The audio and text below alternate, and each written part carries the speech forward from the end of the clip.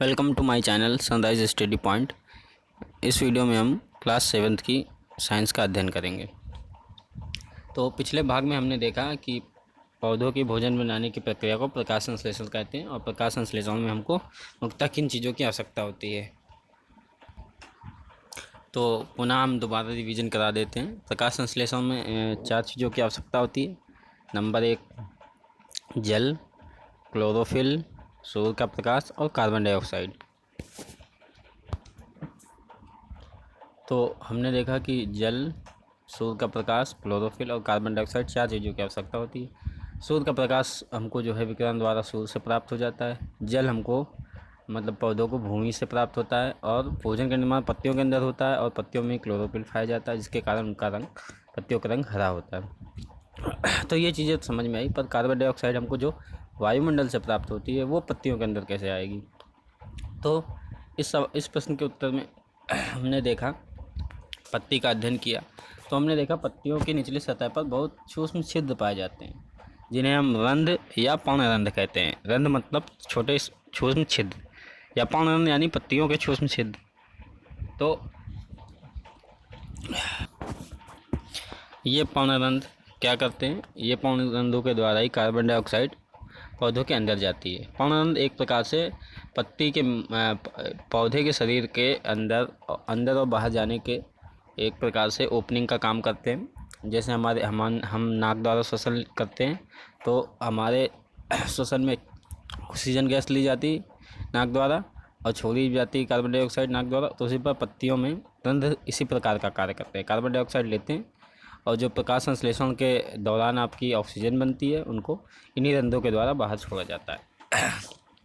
अब देखते हैं यहाँ पर अपनी काल्पनिक बात पहली क्या कर रही है।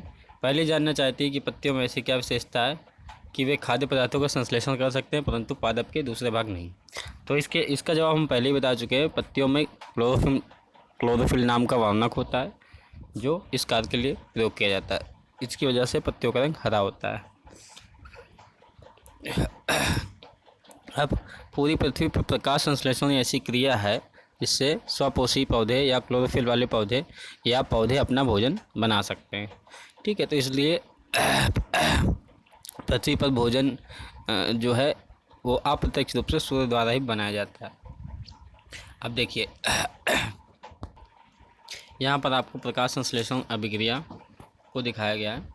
प्रकाश संश्लेषण में हम कार्बन डाइऑक्साइड और जल लेते हैं, साथ ही साथ सूर्य का प्रकाश, क्लोरोफिल का उपयोग करते हैं, जिससे हमारा कार्बोहाइड्रेट प्लस ऑक्सीजन बनता है। ठीक है, कार्बन डाइऑक्साइड हमें वायुमंडल से मिलती है, जल हमें पौधे की जड़ों से मिलता है या भूमि से मिलता है, सूर्य का प्रकाश और क्लोरोफिल पत्तियों में होता है। इन सभी के सहयोग से कार्बोहाइड्रेट, जिसे ग्लूकोज भी कहते हैं या भोजन भी कहते हैं, कार्बोहाइड्रेट का निर्माण होता है प्लस ऑक्सीजन मुक्त होती है। ऑक्सीजन गैसीय रूप में होती है और ये वायुमंडल में मुक्त होती है। इसी कारण कहा जाता है कि पौधे वायु को शुद्ध करते हैं। शुद्ध कैसे करते हैं? कार्बन डाइऑक्साइड गैस पृथ्वी का तापमान बढ़ाती है। पृथ्वी का तापमान बढ़ाने वाली गैसों को ग्रीन हाउस गैसें भी कहते हैं। तो इस गैस का उपयोग करके वो प्रकाश संश्लेषण में भोजन प्रदान करती है, भोजन बनाने में प्रयोग करती है। तो इसमें हमारा फ़ायदा है, जितने अधिक से अधिक वन होंगे उतनी कम ग्रीन हाउस होगी और पृथ्वी का तापमान कम होगा। साथ ही साथ हमें ऑक्सीजन की प्राप्ति होगी, शुद्ध वायु की प्राप्ति होगी। ठीक है बच्चों, ये देखिए पत्तियां हैं, ये पत्ती का चित्र दिया गया है। पत्तियों के अंदर ये पर्णरंध्र बताया गया है। पर्णरंध्र हमने बताया था द्वारक का काम करता है। ये पौधे के अंदर क्या चीज़ आनी है या पौधे के अंदर से क्या चीज़ बाहर जानी है, ये इन्हीं रंध्रों द्वारा आपका आना जाना होता है।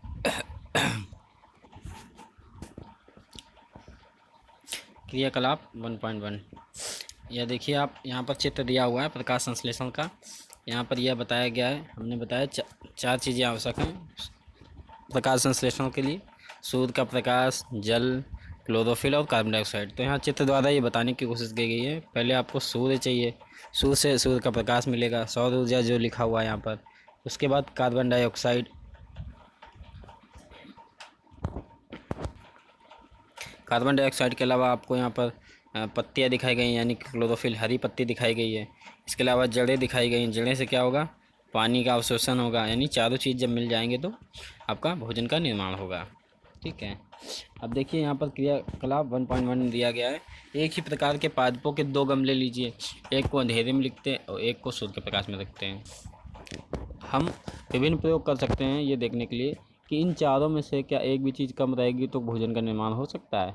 अगर हम सूर्य का प्रकाश ना दें, पौधों को अंधेरे में रख के उगाएं तो क्या होगा, या फिर हम पत्तियां, किसी पौधे से पत्तियां सारी निकाल दें, या उसकी पत्तियां सूख गई हों, पत्तियां ही ना हो, हरा पौधा ना हो, तो क्या बना पाएगा, या उसको पानी ही ना दें तो क्या हो पाएगा। तो इसीलिए क्रियाकलाप 1.1 इसी प्रकार से दिया गया आपका कि एक ही प्रकार के पादप के 2 गमले लीजिए, एक को अंधकार में और एक को सूर्य के प्रकाश में रखिए। 72 घंटों यानी 3 दिनों तक रखेंगे। फिर क्या करेंगे, 3 दिनों बाद दोनों की पत्नियों का आयोडीन परीक्षण करते हैं। आयोडीन परीक्षण आप पिछले कक्षा में पढ़ चुके हैं। इसमें क्या करते हैं, आयोडीन बताता है कि किसी भी वस्तु में आपका कार्बोहाइड्रेट की उपस्थिति है या नहीं।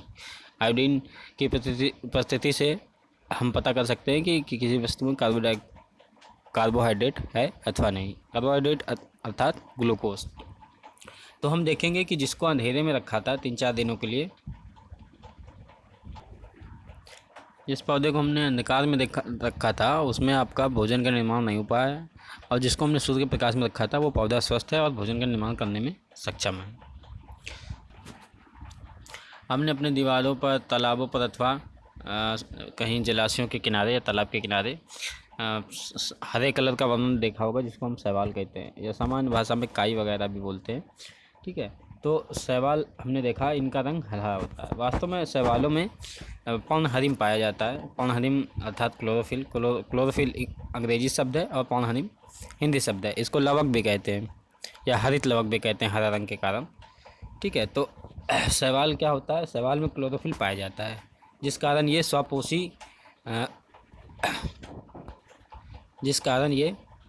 स्वपोषी की कैटेगरी में आते हैं, अर्थात अपना भोजन स्वयं बना सकते हैं। तो आज के लिए इतना ही। आपका होमवर्क ये है कि आपको प्रकाश संश्लेषण की अभिक्रिया को याद करनी है, प्रकाश संश्लेषण का फिर से एक बार रिवीजन करना है, और आपको रंध्र क्या होते हैं, रंध्र के बारे में पढ़ना है, और हो सके तो घर से बाहर जाकर आप किसी पत्ती को लेके बहुत सूक्ष्मता से अध्ययन करें और देखें कि क्या आपको रंध्र दिखाई देते हैं। इसके साथ अब ये आपकी क्लास समाप्त होती है, बाकी अगले भाग में। Thank you.